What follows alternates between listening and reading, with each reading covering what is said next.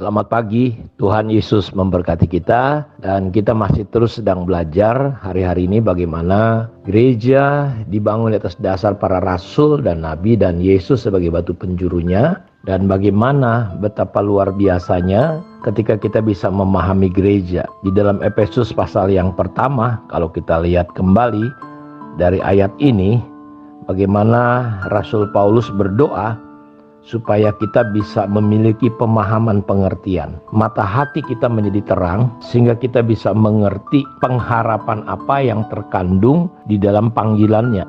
Jadi ketika kita dipanggil menjadi umatnya, menjadi anak-anaknya, kita harus ngerti Tuhan punya harapan, Tuhan punya kerinduan. Walaupun seperti yang sudah kita bahas kemarin bahwa kita punya persoalan adalah banyak orang Kristen tidak mengerti akibatnya, tidak bisa berbuat 30, 60, 100. Dan di situ kita belajar ada tanah yang di tepi jalan, ada tanah yang berbatu-batu, ada tanah yang penuh dengan semak duri, dan kita sudah belajar dengan detail.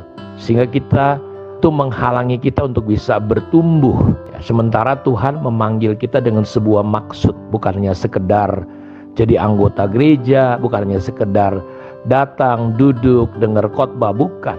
Tapi di dalam Efesus 1 itu bagaimana kita yang adalah tubuh Kristus, dia diletakkan, segala sesuatu diletakkan di bawah kaki Kristus. Dan Kristus telah diberikan kepada jemaat sebagai kepala dari segala yang ada.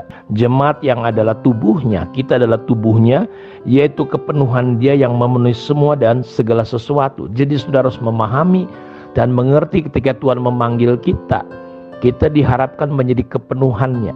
Dan kitalah yang akan memenuhi semua dan segala sesuatu. Artinya gereja, kita sebagai tubuh Kristus, sebagai bait Allah, tempat kediaman roh Allah.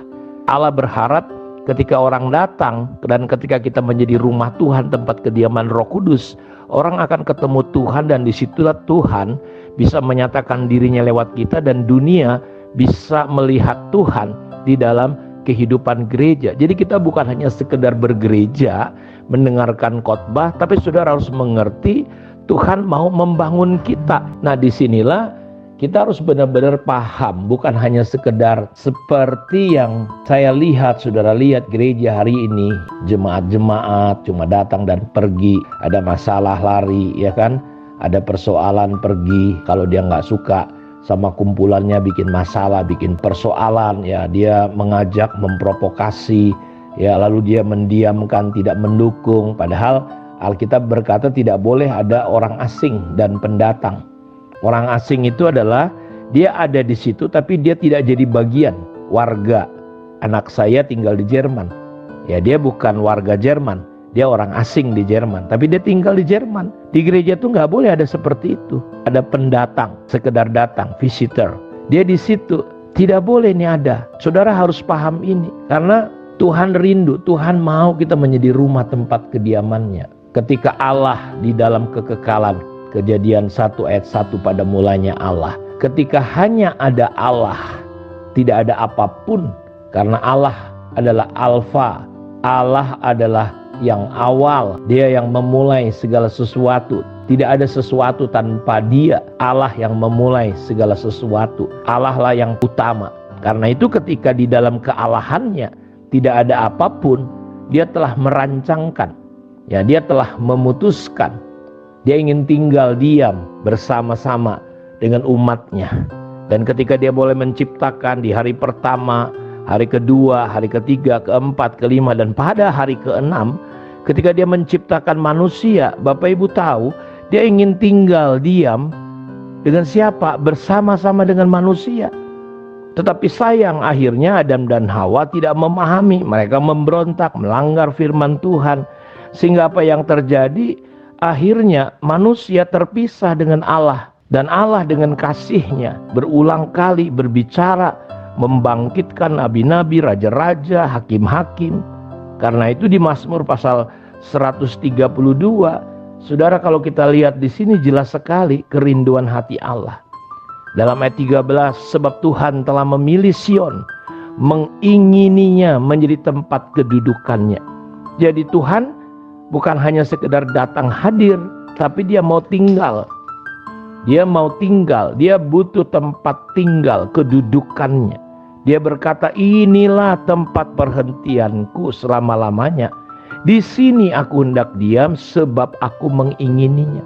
Sayang sekali kalau kita hanya sekedar bergereja. Bahkan kita nggak pernah membangun, memiliki spirit membangun sebagai warga kerajaan Allah. Memiliki spirit keluarga.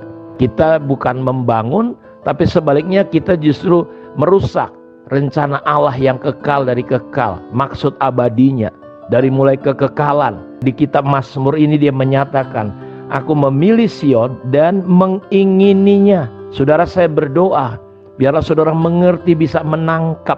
Jangan sampai kejadian seperti yang terjadi di dalam kehidupan murid-murid, Bapak Ibu. Kenapa murid-murid?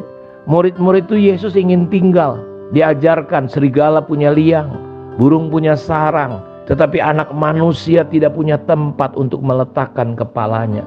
Yesus adalah kepala, kita adalah tubuhnya. Sayang sekali kalau tubuh Kristus tidak bisa di mana Tuhan kita meletakkan kepalanya, karena kita sebagai anggota tubuhnya tidak bisa terikat, tersusun, rapi.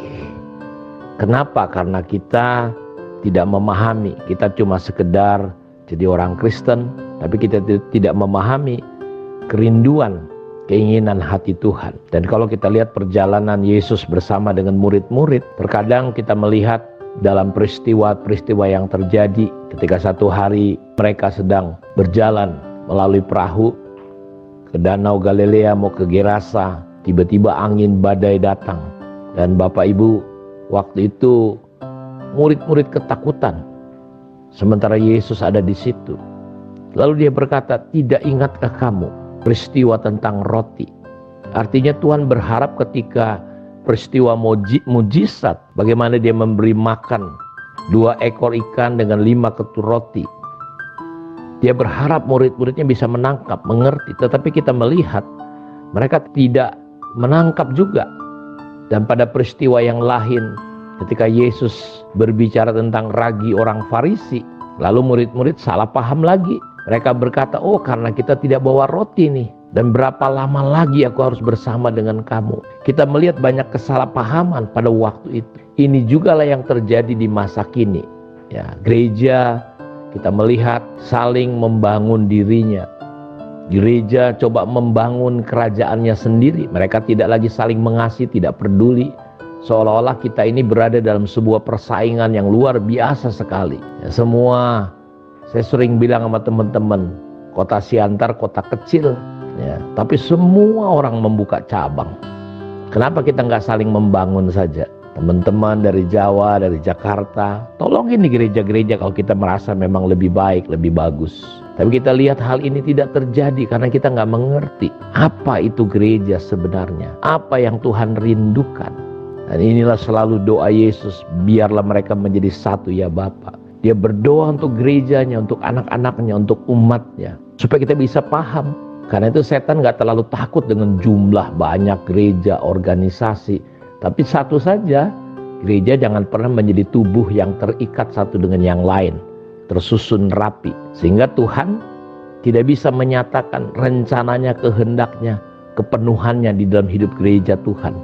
Karena gereja tidak menjadi rumah. Dia gak terlalu takut dengan berapa banyak pun di negeri ini organisasi gereja yang terbangun begitu besar. Yang penting kita jangan menjadi satu sehingga dia bisa meletakkan kepalanya. Setan gak terlalu takut karena Yesus pernah berkata, kalau kerajaan itu terpecah-pecah, kekuatan apa yang ada padanya? Bukankah jelas banyak ayat-ayat firman Tuhan berkata bahwa jika ada 2-3 orang sepakat di bumi ini, apa yang diikat terikat, apa yang dilepas terlepas. Mazmur 133 berkata bahwa sungguh alangkah baiknya dan indahnya apabila saudara-saudara duduk diam dalam rukun, sehingga seperti minyak yang turun dari kepala mengalir ke janggut, terus mengalir sampai ke puncak jubahnya, seperti embun gunung Hermon mengalir ke bukit Sion. Kesanalah Tuhan memerintahkan berkat kehidupan. Bukankah kita melihat bahwa ketika gereja menjadi apa yang memang Tuhan doakan, harapkan dan inginkan, dia bisa tinggal menjadi tempat kediamannya Sion. Saudara dengarkan hati Tuhan, kerinduan Tuhan. Karena itu biarlah gereja-gereja Tuhan kita, dimulai dari kita bisa melihat kemuliaan Tuhan di dalam gerejanya. Kiranya Tuhan memberkati kita semua. Mari kita tunduk kepala, kita berdoa. Bapa, terima kasih untuk kemurahan dan anugerah-Mu. Diberkatilah semua anak-anak-Mu dimanapun mereka berada. Terpujilah Engkau Bapa. Biar Engkau lawat terus gereja-Mu. Engkau menempatkan gereja tidak bercacat dan berkerut. Terpujilah Tuhan. Dalam nama Yesus kami berdoa. Amin. Tuhan memberkati kita semua. Shalom.